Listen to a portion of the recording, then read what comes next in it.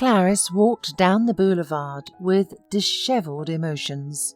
The cold wind blew in her face, but she seemed oblivious to its unpleasant touch. She was angry with herself, her husband Geoffrey, and the whole world because yet another attempt to conceive had failed. This meant that all the expensive treatment they had been undergoing for 6 months at a costly clinic was for naught. Her mobile phone rang. "Well, I won't answer. No matter who it is, I'm not in the mood," the woman decided. But the caller was insistent, and Clarice had to pull her phone out of the inner pocket of her purse. "Hubby," read the inscription on the screen. "Clarice, where are you? I wanted to ask you what you would like for dinner. I'm going to cook something delicious for us," said a pleasant male voice. "I don't know. Actually, I don't need any dinner. I'm not hungry," Clarice coldly replied. "Where are you? Let me meet you. I shouldn't have listened to you and not gone to the appointment with you." Geoffrey was already speaking nervously. "Everything's fine. I'll be there soon," Clarice said and ended the conversation. She understood that she was wrong to be angry with her husband, but despair was overwhelming her, and it was difficult for her to keep herself in check. The exact reason for their inability to conceive could not be determined, even by numerous doctors they had consulted. Some said the problem was with Clarice, others claimed it was with her husband, and still others said it was due to incompatibility. The fourth ones reassured them, "Everything will be fine, just wait a little." But this dragged on for many years. Geoffrey and Clarice got married early, at the age of 12. Contrary to popular belief that they should wait, finish college, find a job, they replied, "Why wait if we're good together?" The wedding glasses ran out, and even then the newlyweds knew that they would have a large family. 3 children. But it didn't happen. Instead of a gang of babies, there were dozens of medical examinations and consultations. This was followed by endless treatments in clinics.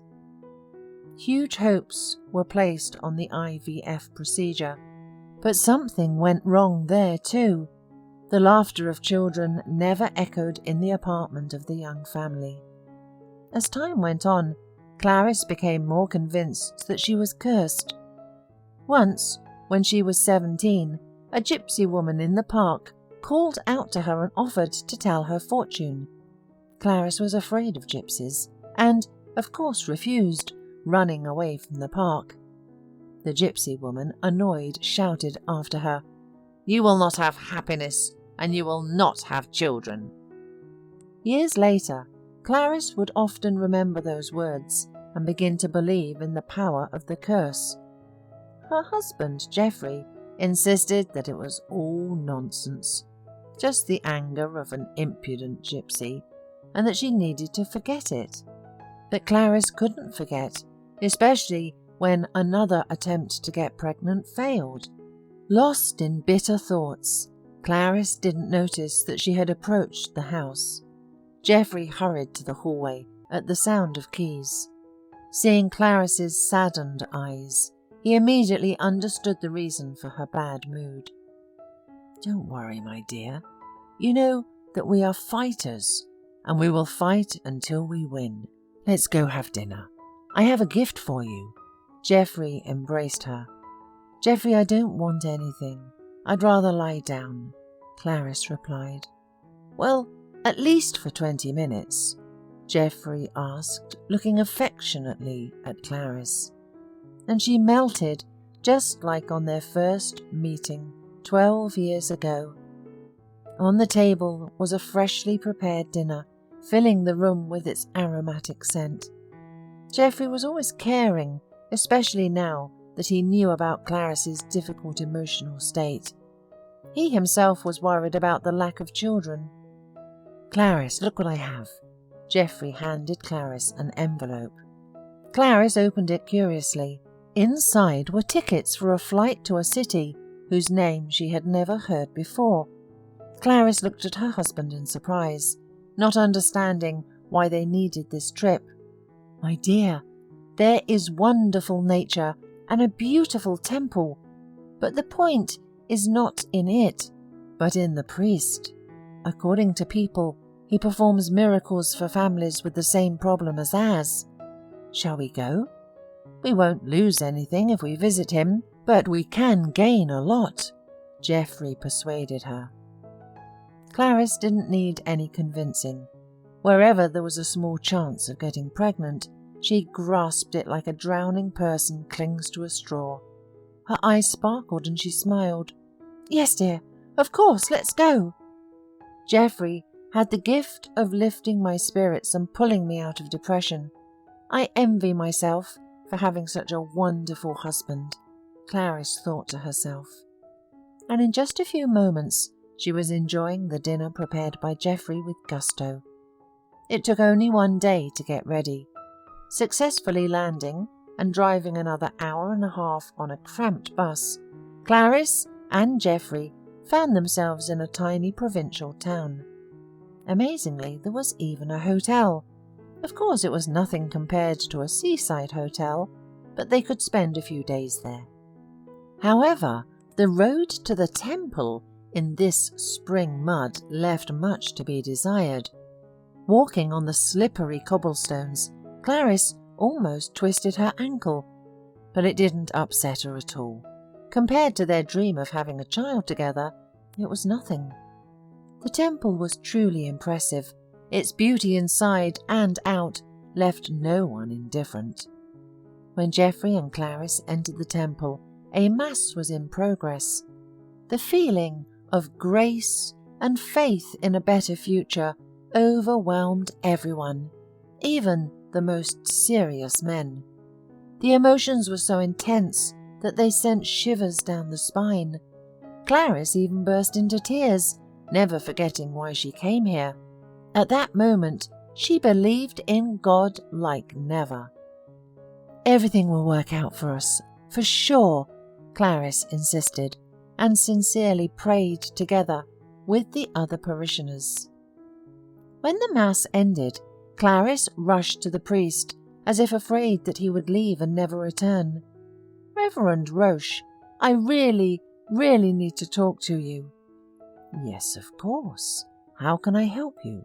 Let's sit down," the priest offered, looking intently at the woman. The thing, Clarice hesitated, but she gathered her thoughts and told the sad story of her family. "You're tired of the unsuccessful procedures, you say. You're on the right track. There will be more tests and doctors. With God's help, you'll overcome everything. You have great strength, and your spirit is strong. Only—" The priest suddenly stopped and continued to stare at Clarice like an X-ray. "Only what?" the woman asked, frightened. "Only a child, perhaps not even one, will be born, not quite normal," the priest replied. Clarice was happy and upset at the same time. "What do you mean? Sick?" she asked. "I won't tell you anything more, my dear. Only God knows what will happen next. I know that you will be happy, that's for sure. The most important thing is to do everything the doctors tell you. God bless you," the priest said and left. Clarice was impressed by what she heard and grabbed her husband's hand, chattering. "Geoffrey, did you hear what the Reverend Roche said? We'll have children. It's a miracle." "But—" "Of course we will, Clarice. No buts. The priest advised you to see a doctor. You know, when we come back, we'll go to in vitro fertilization. I believe that this time everything will work out for us," Geoffrey reassured her. Yes, let's do that. I promise you." Clarice was inspired. That night she couldn't fall asleep for a long time, and only at dawn did she have a beautiful dream. She and her husband were walking along the seashore. when two cheerful girls, sisters, ran up to them, holding hands tightly. "Daddy, Mummy, we're finally together!" they exclaimed in unison. "Clarice, wake up! Get up! We're late for the bus." Geoffrey lightly shook her shoulder. Clarice was in a great mood all the way home.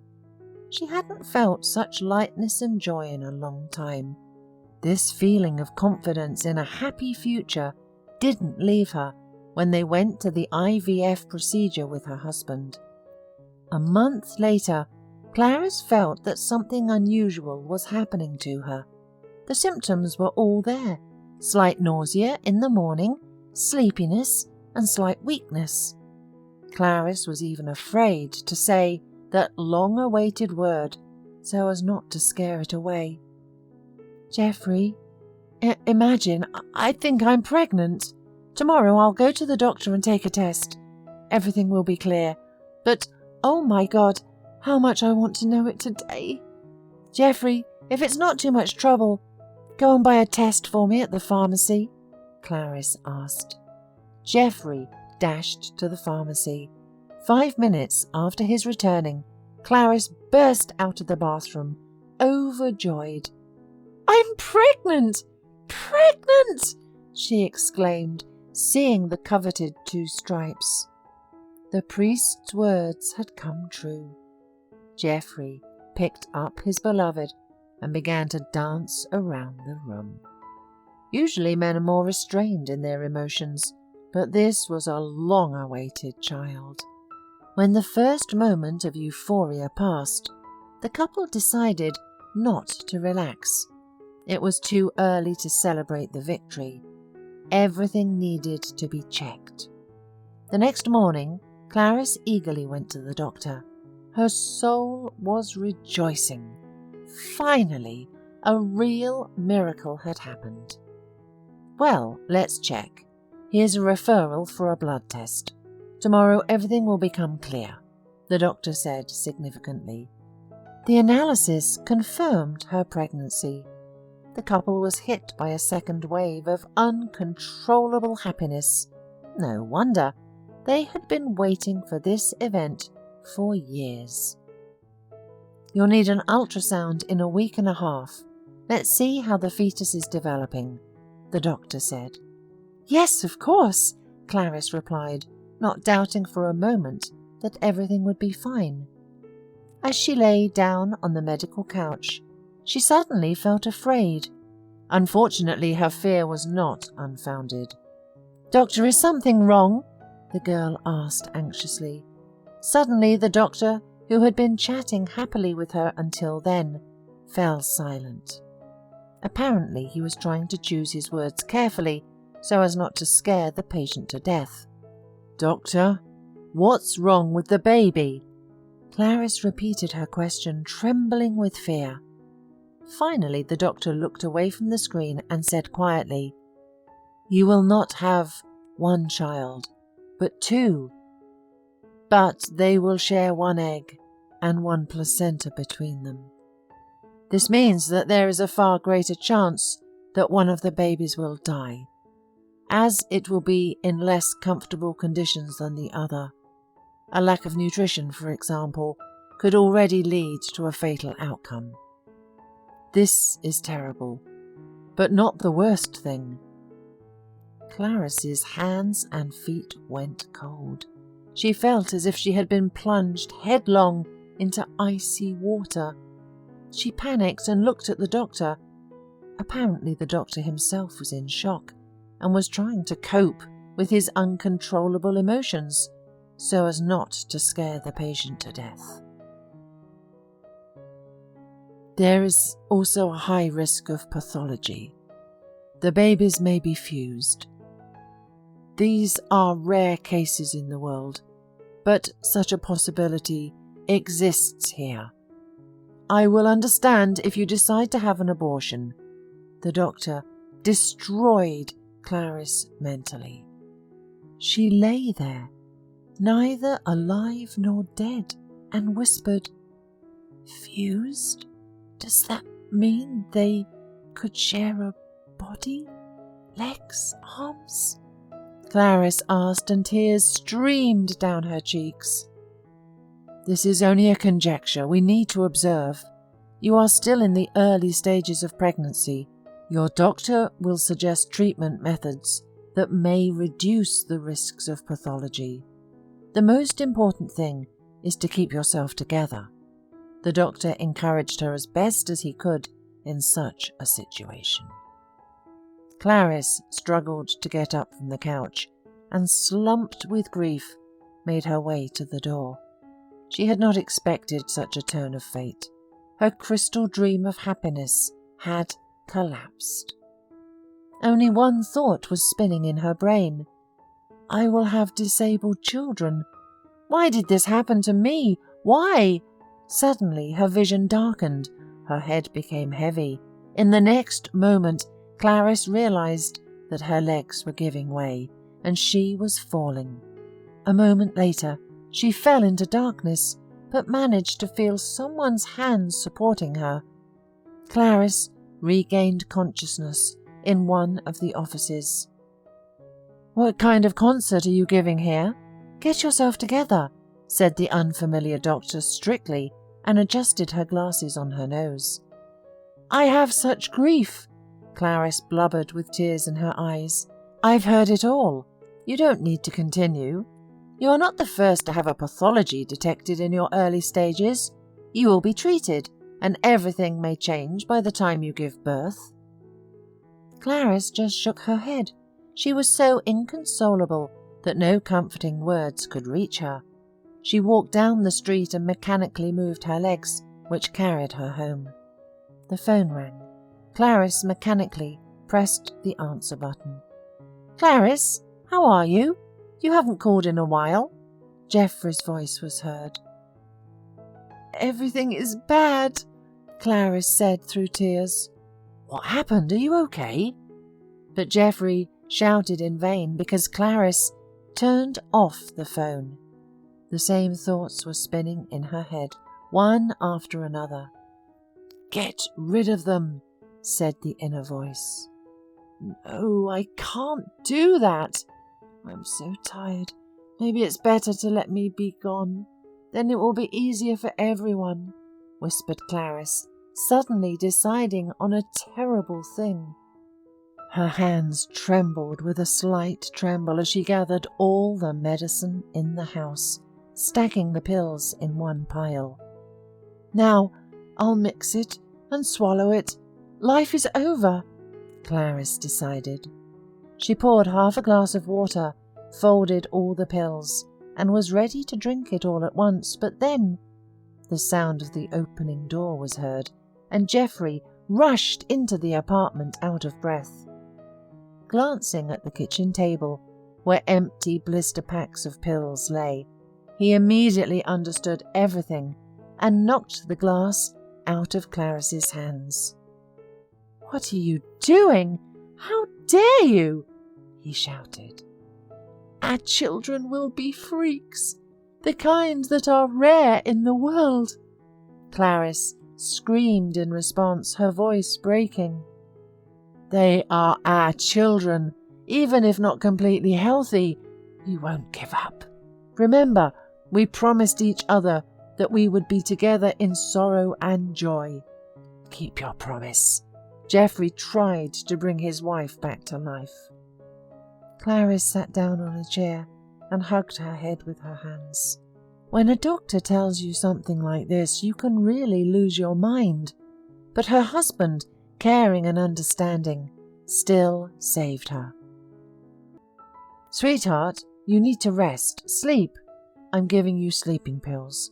And tomorrow we'll come up with a plan of action. You know we'll definitely come up with something. Geoffrey hugged her shoulders. Although his heart was beating wildly, he was, of course, upset about his wife's unfavourable prognosis of a multiple pregnancy, but he was afraid to show his condition to Clarice. After all, he almost lost her today. Clarice, burying her head in the pillow, fell asleep. Reverend Roche, the same priest who predicted the birth of unusual children, appeared in her dream. "How weak you turned out to be, Clarice. Can you really do this? This is not Christian-like." The priest looked sternly at her. "I told you that you would be happy, and you would be happy. Just follow the doctor's instructions and pray a lot, sincerely, selflessly. Don't give in to bad moods. It's a step towards the abyss." The next morning, Clarice woke up in a spiritual, different person. She told her husband about yesterday's shock and dream. "I told you not to give up, and this Reverend, he's a wonderful person. Even from a distance he helps. Give me your word that you won't give up any more. Whatever happens next, we'll handle it." Geoffrey instilled hope in her. And then began the same endless chain of medical procedures, utilizing the latest techniques. Geoffrey spared no expense and took his wife to another city to see doctors who had first-hand experience dealing with severe cases like Clarice's. The only thing the woman was afraid of was having an ultrasound. When it was necessary, she asked not to tell her about what was happening inside her. After each ultrasound, she went to the church and prayed, as Reverend Roche had taught her, with great faith in a happy future. And after visiting the church, she often felt more intensive pushes of the babies, as if they wanted to be born as soon as possible. This made her feel calmer and lighter.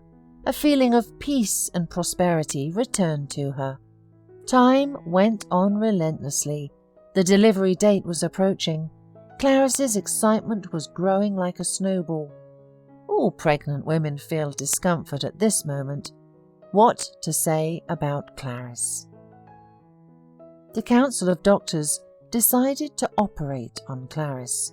They were afraid of natural childbirth in such an extraordinary case. The day had come. Clarice tossed and turned all night, which became difficult for her because of her large belly. The anxious state did not leave her, and in the morning the sun came out, warm and spring-like. Birds sang, as if all nature were waking up, anticipating a miracle.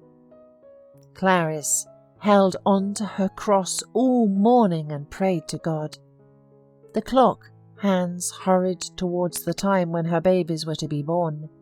Clarice remembered every detail, the focused faces of doctors and nurses, the many of them in the operating room, the bright light of the lamps, and even the white cloth that separated the operation from her eyes will remain in her memory.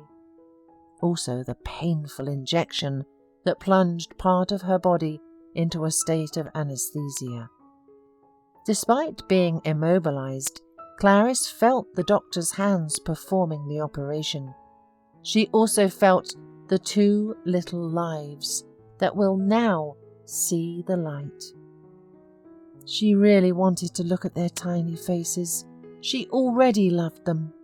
Bad thoughts were long thrown out of her head. These are her children, and she will never abandon them. Clarice drifted away in her thoughts, and her imagination had already gone far beyond the limits of the operating room. The dream was interrupted by the voice of Dr. Morgan, who was performing the operation. He asked the assistants, "Are you ready to take the first child?" The woman answered barely audibly. At that moment, she unexpectedly whispered, "Oh, I can't get him out. Something is blocking it." Oh my God. Did they really merge together? The last ultrasound didn't show this. The astonished doctor replied. Clarice lay like a stone. She felt that not only the part of her body that succumbed to anesthesia, but also the other one had turned to stone. A lump rose in her throat. "Doctor, what's happening? Please don't stay silent," cried Clarice.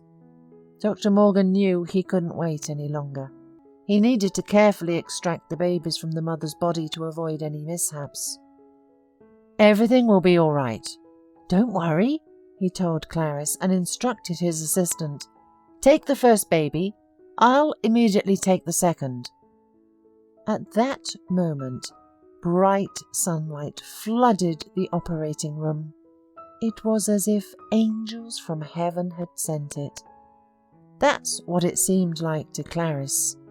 And a miracle happened. 2 girls, 2 little angels, were born into the world holding hands. The doctors were stunned. No one expected to see this, and no one would have believed it if they hadn't witnessed it for themselves. The little girls held on to each other so tightly that at first Dr. Morgan thought that they were stuck together by their palms. But thank God that wasn't the case. Their hands unfurled, and then they immediately reached for each other again. Clarice felt like the happiest person on earth. The nurses washed and swaddled the babies and showed them to their mother. Clarice barely touched them with her lips and immediately named them Anna and Maria. Geoffrey, who was more worried about the babies than Clarice, agreed to the names. The newspapers wrote about this unique case, where a terrible pathology was diagnosed at the beginning of the pregnancy, but it didn't happen. The internet was filled with messages about it. One girl, Anna, was completely healthy, but the other, Maria, had heart problems. She had to undergo 2 complex surgeries, but that wasn't all. Expensive rehabilitation awaited the parents. Geoffrey did everything he could to find the necessary amount of money, but it was so high that he couldn't get enough. The whole world helped the young family. Even the doctors and medical staff at the maternity hospital where the babies were born offered help. Thanks to the internet, information about the sick child quickly spread online. Hundreds of caring people provided help, and the baby girl started to recover. The threat to her life disappeared. Nothing has changed since that day. The same state of grace and spiritual peace. The Reverend Roche led the Mass, the same man who had once predicted a difficult but happy destiny for Clarice. Today, he had a different mission: to baptize 2 charming baby girls, Anna and Maria. They stood silently clinging to their parents, holding hands out of habit. When the baptism took place, tears streamed down Clarice and Geoffrey's faces. Now, the already strong bond between the daughters was also strengthened by God's blessing. Years will pass, and it's uncertain how the lives of the 2 girls will turn out, but we really want to hope that they will be happy. Miracles happen. We just have to believe.